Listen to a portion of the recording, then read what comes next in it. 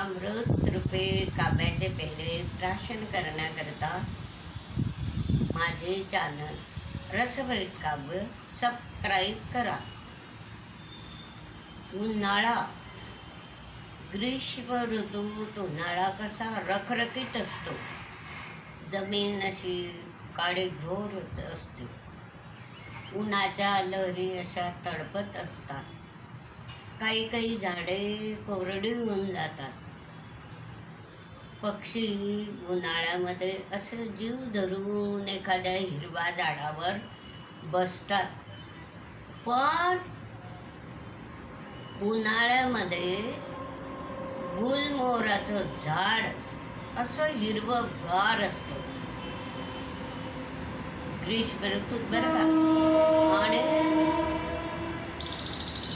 त्याच्यावर असे लाल लाल तुरे फुलं असतात की ते पाहून मन असं हरपून जातं.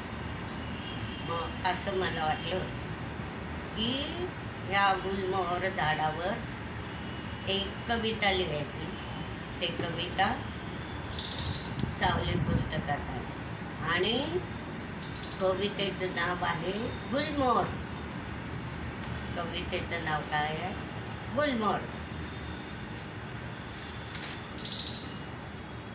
नाव तुझे गोड किती,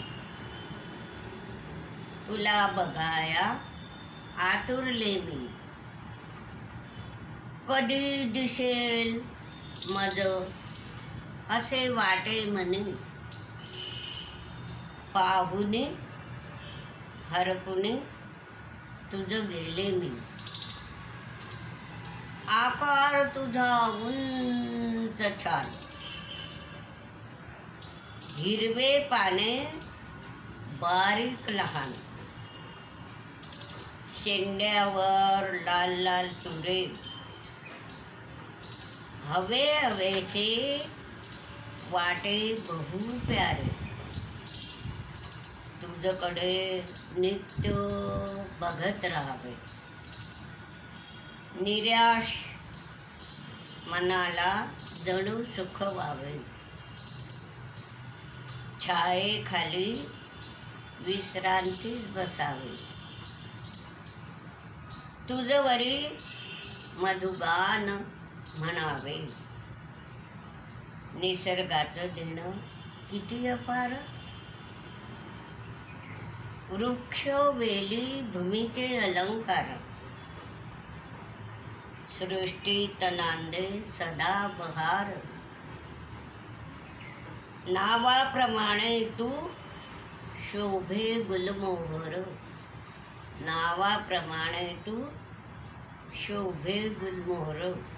अशा प्रकारे हे गुलमोहराचं झाड उन्हाळ्यात सुद्धा असं बारीक बारीक हिरवे हिरवे पानं दिसतात.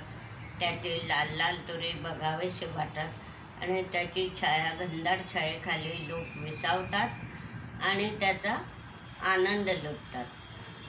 असं हे गुलमोहराचं झाड सदाबहार आहे. हा व्हिडिओ लाईक व शेअर करा.